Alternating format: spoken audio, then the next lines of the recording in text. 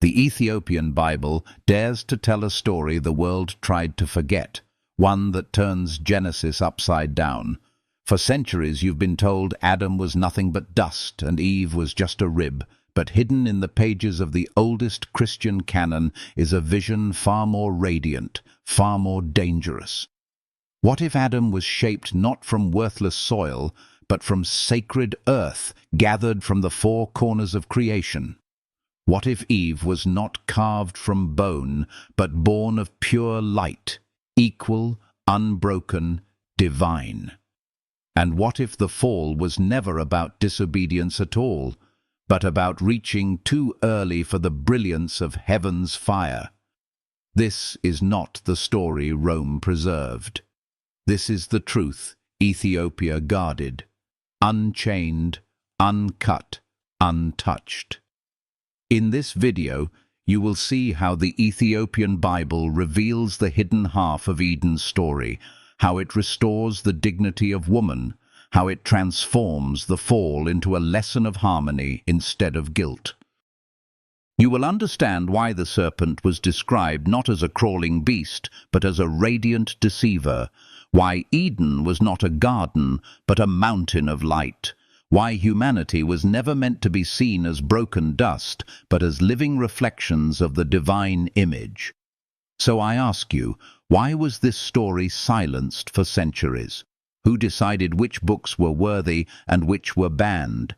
And what does it mean for you right now if the very foundation of creation is not about hierarchy or shame, but about equality, unity, and light?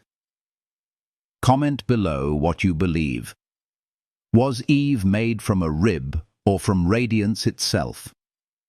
Share your voice, subscribe if this message awakens something in you, and let us journey together into the hidden fire of Eden that still burns for those who dare to seek. The sacred soil.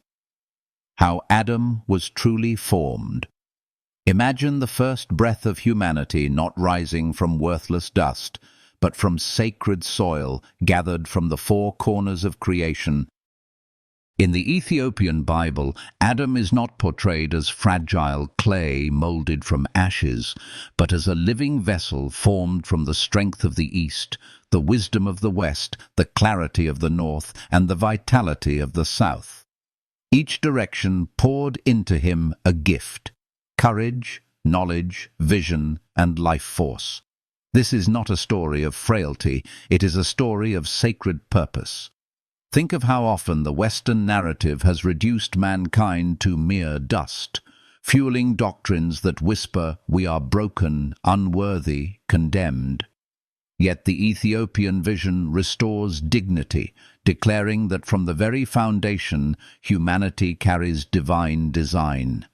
A child who grows up told he is only dust will carry shame like a second skin. But a child told he was formed from sacred soil will walk with honor, seeing life as a mission. This lesson matters now more than ever.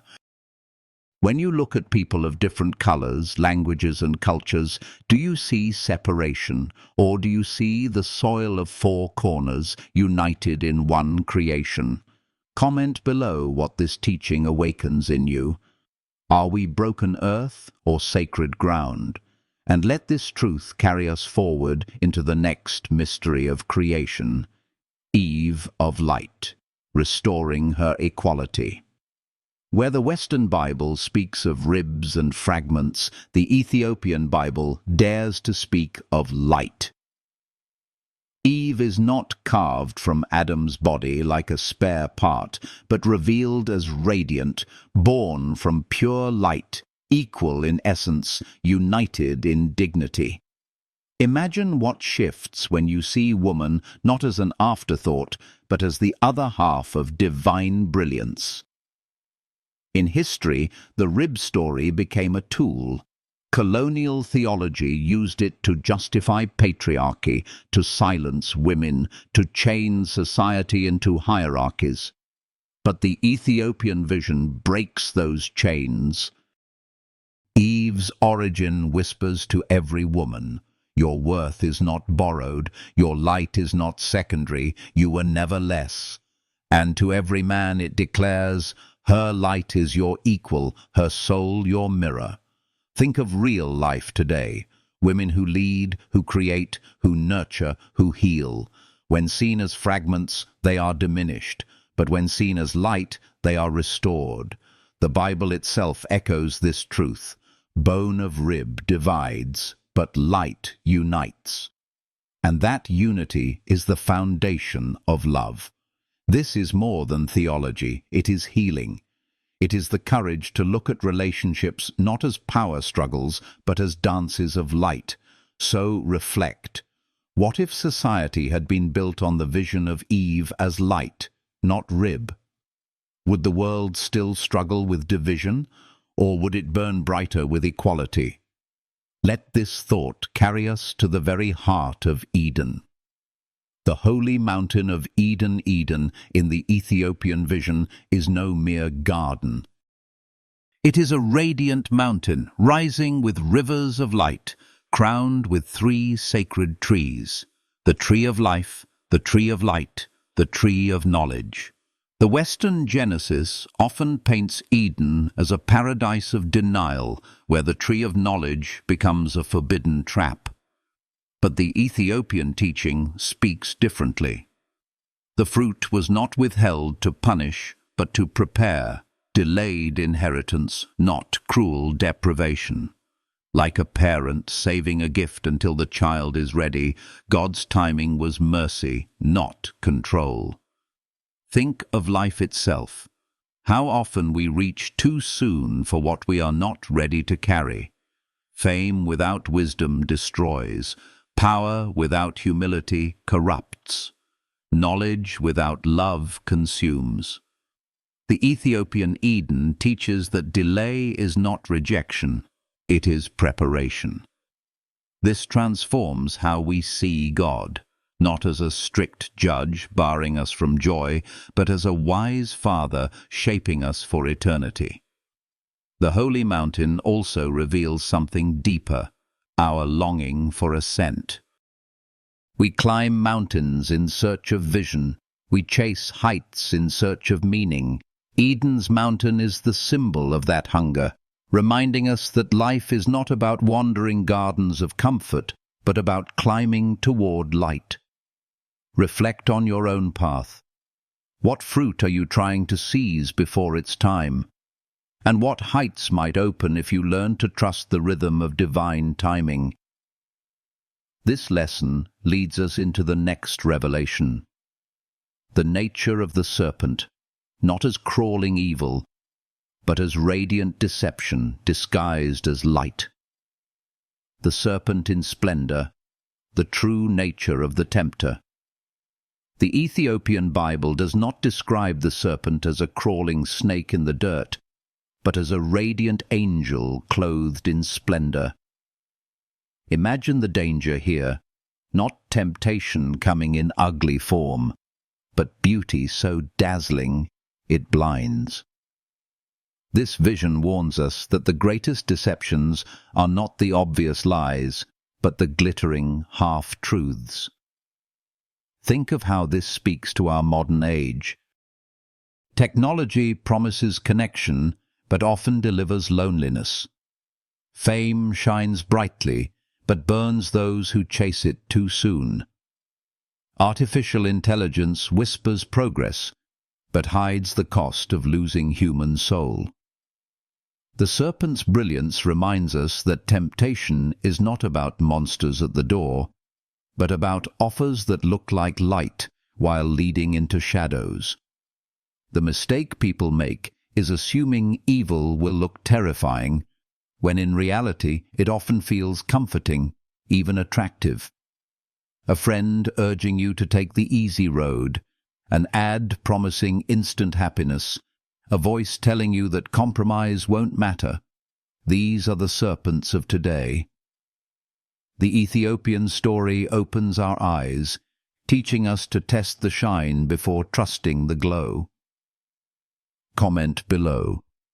Do you think temptation in your life has come through obvious wrong, or through something that looked too good to resist?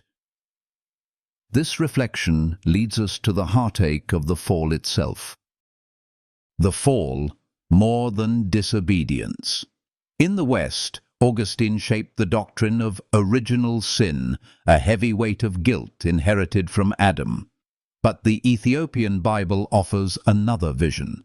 The fall was not simply a crime of disobedience, it was the loss of divine light. Imagine Adam standing between heaven and earth, torn between God's command and Eve's longing. In that moment, he chose unity with Eve over obedience to God. It was not rebellion born of pride, but a tragic love story. He could not bear to lose her, even if it meant losing the light. The fall, then, is less about breaking law and more about stepping out of rhythm, a dance cut short, a harmony fractured. Sin is not only legal guilt, it is disharmony, a song no longer in tune with its source. Think of relationships today. A marriage breaks not only because of rules violated, but because of rhythm lost. Voices no longer listening, hearts no longer aligned. The fall speaks to that, humanity's heart falling out of sync with heaven's music. And yet, even here, there is tenderness. God does not destroy them, He clothes them. He still walks with them. The lesson is clear. Even when light dims, love remains. Reflect on this. Do you see sin in your life as legal failure or as the breaking of harmony with your Creator and those you love? This thought moves us toward the haunting beauty of the aftermath. The aftermath. When light became skin. The world itself seemed to mourn when light was lost. The Ethiopian account speaks with poetry. Rivers dimmed, animals fell silent, harmony fractured into noise. Humanity, once clothed in radiance, now saw themselves clothed only in skin. Their eyes that once gazed into eternity could now see only flesh. This is more than myth. It is the story of our alienation. Even today, we see people through surface, through skin, through race, through appearance, and forget the soul within.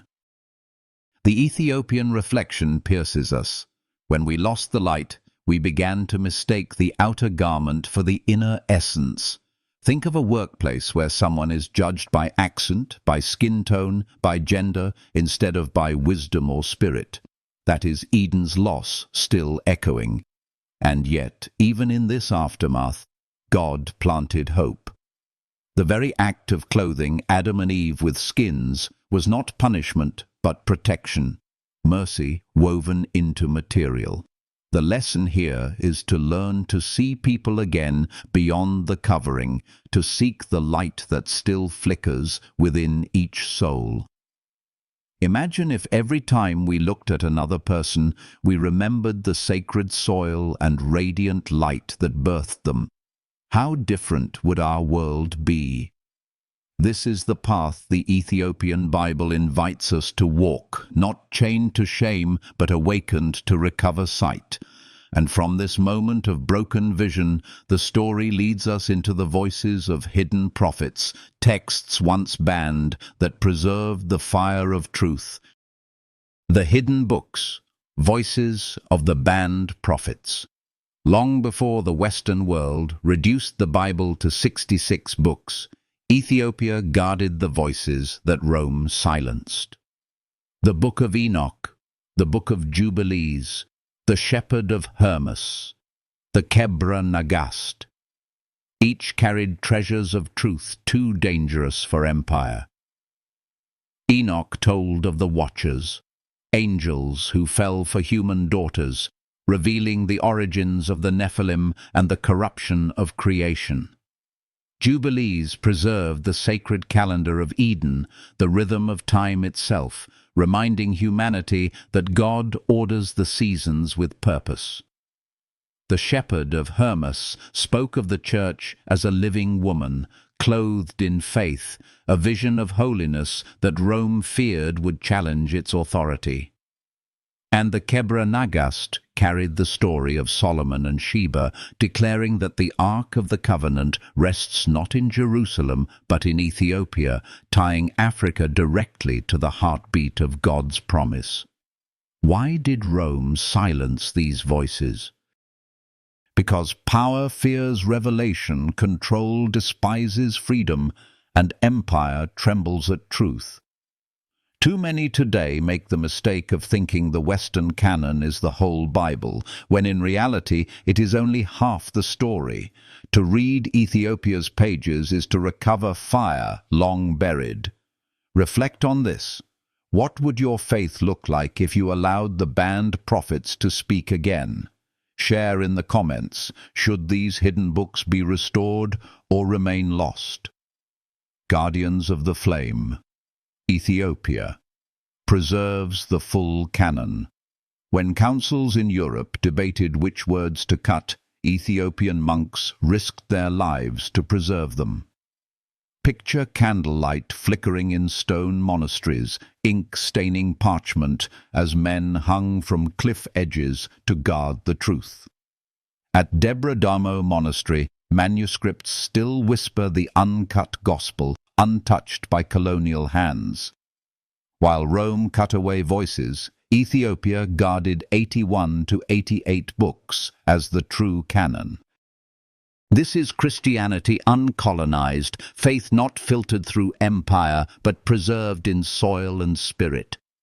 Imagine the courage of those who refused to bow, who carried scrolls up mountains so future generations could still hear the unedited word. Their legacy is not only ancient, it is alive. Today, when you hold an Ethiopian Bible, you hold a witness to resilience, proof that truth cannot be destroyed. The lesson here is powerful. Do not let anyone else edit your story. Just as Ethiopia refused to let Rome define the gospel, you too must refuse to let culture, media, or fear define your identity. You were made from sacred soil and divine light.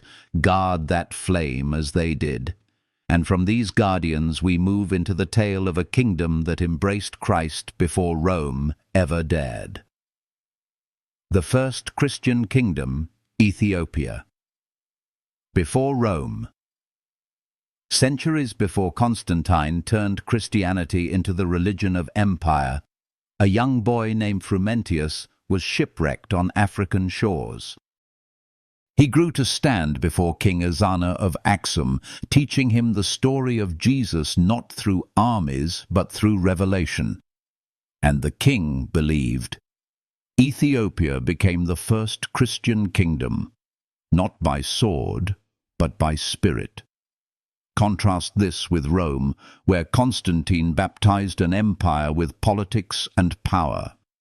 Ethiopia embraced Christ without chains, without conquest, without corruption. This is a story of pure faith, untainted by ambition. Think about what that means. The narrative so many have heard is that Christianity came to Africa by colonizers, but history tells the opposite. Africa carried the gospel before Rome, guarded the Ark before the Vatican, preserved the word before councils cut it. This changes everything. The lesson is clear. True faith does not need empire to survive. It thrives in hearts that burn with revelation. Reflect on this. Does Christianity belong to empires or to people who dare to believe even when the world ignores them? Comment your thoughts and let the fire of Ethiopia's first kingdom ignite your understanding as we journey deeper into prophecy and promise. The prophecies. Signs of the Ethiopian Bible for today. The Ethiopian Bible speaks not only of ancient Eden, but of a future that mirrors our present with terrifying precision. It tells of the Great Disturbance, days shortened, time itself racing faster, and modern science now confirms that Earth's rotation is indeed speeding. It warns of the great inversion, a mirror world where truth and lies blur, where light looks like darkness and darkness pretends to shine. In our age of deepfakes, AI illusions, and digital realities, that prophecy feels alive. And it reveals the great convergence, when the veil between heaven and earth grows thin, when the mysteries of quantum realms and multiverses echo what prophets already saw. These are not dead words on ancient parchment, they are living warnings, calling us to wake up. The lesson is urgent. Prophecy is not about predicting doom, but about preparing hearts. Think about it. Are you ready for a world where what you see may not be real, and only discernment can save you? Comment your thoughts. Do you believe these prophecies are unfolding now? This leads us to the name that carried across nations, never losing its power. The name above all names, Jesus in Ethiopia. In the book of Acts, an Ethiopian official encounters the gospel in Greek, hearing the name Jesus for the first time. From Yeshua in Hebrew to Jesus in Greek to Iasus in Ge'ez, the name shifted in sound but never in power. This journey of the name teaches us something vital. Salvation is not chained to pronunciation. Yet how often do we see arguments dividing believers as if the sound of the syllables matters more than the spirit it carries? The Ethiopian witness frees us from obsession with purity of sound, reminding us that the true purity is in the heart. Just as rivers change course but still flow with water, the name of Jesus adapts to language but remains alive with authority. In Ethiopia, believers cry out to Iasus, and the same Spirit answers. The lesson here is humility. Do not fight over letters when the fire of love burns the same. Have you ever felt closer to God through a name spoken in your own tongue? Reflect and share below, because language may shape the vessel, but never the essence. This opens into a deeper truth, that Africa was never a borrower of faith, but a bearer. Africa did not borrow the gospel. It carried it. First history often tells the lie that Africa met Christianity through colonizers' chains, but the Ethiopian record shouts otherwise. The Queen of Sheba carried wisdom to Solomon, the Ark of the Covenant rests in Aksum, and Ethiopia embraced Christ before Rome. The soil of Africa was never barren. It was the first to nurture the seed of faith. Imagine what changes if the world sees Christianity not as a European export, but as a river flowing from African springs. For centuries, Western narratives erased this truth to justify power, but the Ethiopian canon restores it. This is not pride, it is healing. To know that faith was born in black soil is to know that no culture owns God. The gospel does not belong to empire, it belongs to humanity. Real-world echoes of this remain today in the Beta Israel community of Ethiopia, in the Lemba tribe of Africa, in ancient churches carved from stone long before cathedrals rose in Europe. The lesson is liberating. Never let history's erasures define your inheritance. If faith began in Africa, then faith belongs to all. Share your thoughts. Do you think this truth should be taught in every seminary? This reflection brings us to the inheritance that was hidden but not destroyed. Restoring the forgotten inheritance. Why is the Ethiopian Bible still silenced in seminaries, left unread in Western churches? Perhaps because its 81 books confront the narrowness of 66. It carries visions of angels, timelines of jubilees, and prophecies too sharp for empire. Yet truth buried is not truth destroyed. It waits like a seed beneath soil, ready for those who dare to dig. Today, the Book of Enoch is freely available, and readers everywhere are awakening to its brilliance. This is your invitation to restore what was lost. Do not settle for an edited gospel when the full inheritance is within reach. Practical steps can be simple. Read beyond the boundaries, seek wisdom in the hidden texts, and allow the Spirit to confirm what resonates with light. Imagine if believers worldwide opened their hearts to these voices long silenced. How much richer, how much deeper our faith would be. The lesson here is clear. Inheritance ignored is inheritance wasted, but inheritance reclaimed is power reborn. Reflect on this. Will you remain satisfied with fragments, or will you reclaim the fullness? Comment below what hidden book you would read first. This journey leads us to the closing call, the fire of Eden rising once more. From the beginning of this journey, we have seen that the Ethiopian Bible does not tell a story of dust and shame, but a story of sacred soil and divine light. It whispers of Adam shaped from the four corners of creation, of Eve born not from a rib but from radiant brilliance, of a garden that was not just a garden but a holy mountain alive with trees of life, light, and knowledge. It tells us the serpent was not a crawling beast, but a deceiver clothed in beauty, that the fall was not a courtroom crime, but a heartbreak of love and harmony shattered, that the aftermath left humanity clothed in skin instead of light, yet still covered by God's mercy.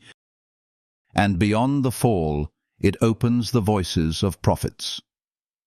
Rome silenced, hidden books that thunder with angels, visions, and sacred time. Ethiopia guarded this flame, while councils in the West cut it down to fragments. Monks on cliffs, kings who believed without swords, voices that declared faith does not need empire to survive. This is the story the world forgot, but it is a story you have now heard. Think about what this means for you right now. If you were told all your life that you were only dust, broken and guilty, the Ethiopian Bible tells you otherwise. You are soil filled with sacred strength, a vessel of light meant to shine. If you were told that woman is secondary, the Ethiopian witness declares equality from creation itself. If you were told Africa borrowed the gospel, history itself says Africa carried it first, protecting the ark, preserving the canon, bearing the word before Rome ever claimed it. These truths are not just history lessons, they are healing for our souls. And they invite us to see ourselves not as fragments of shame, but as sparks of Eden's fire waiting to rise again. Picture it. Every human being walking this earth carries the breath of the Creator, the soil of four directions, the spark of radiant light. The divisions of race, gender, class, and culture are lies born of forgetting.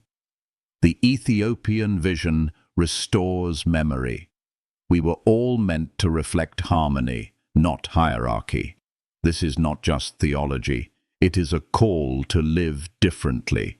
Imagine if you looked at your neighbor and instead of seeing skin, you saw light. Imagine if you looked at yourself and instead of shame, you saw sacredness. That shift could heal marriages, mend communities, even change nations. The story of Adam and Eve in the Ethiopian Bible is not ancient myth locked in the past. It is the blueprint of human dignity waiting to be reclaimed. And so the question lingers, why was this story silenced? Why were these books cut? Why were these truths buried beneath centuries of empire and control? The answer is power. But power cannot bury light forever. Truth delayed is not truth destroyed. Now, in our time, these hidden pages rise again, available for those bold enough to read them. The Book of Enoch is in your hands. The Book of Jubilees whispers its rhythm of time. The Kebra Nagast declares that the Ark rests not in Rome, but in Africa. You do not have to settle for fragments anymore. The inheritance is waiting. Will you claim it?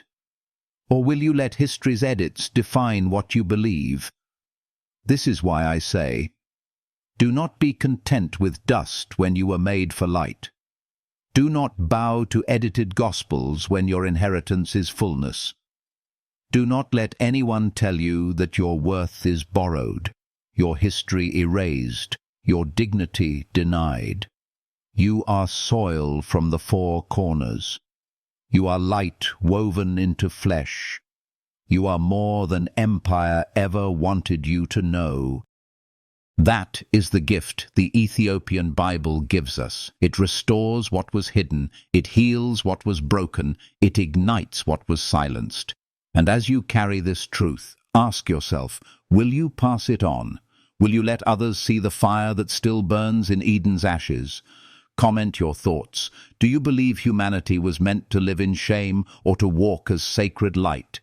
Your words may spark someone else's awakening. If this message has touched your spirit, if it has brought light into a dark place, I invite you to stay with this journey. Like and subscribe, not as empty clicks, but as a way of building a community that refuses to live in shadows.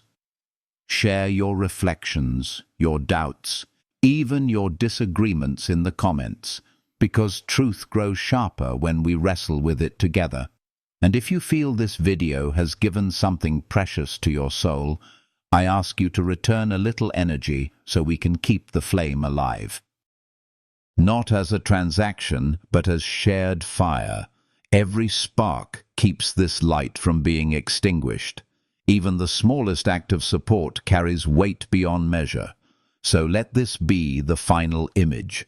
Adam and Eve, no longer just figures of dust and rib, but man and woman of sacred soil and radiant light, standing on the mountain of Eden, clothed not in shame but in purpose, their eyes turned not to what was lost, but to what can still be restored. That fire is in you, that light is in us all. The Ethiopian Bible has preserved it, but now it must be lived.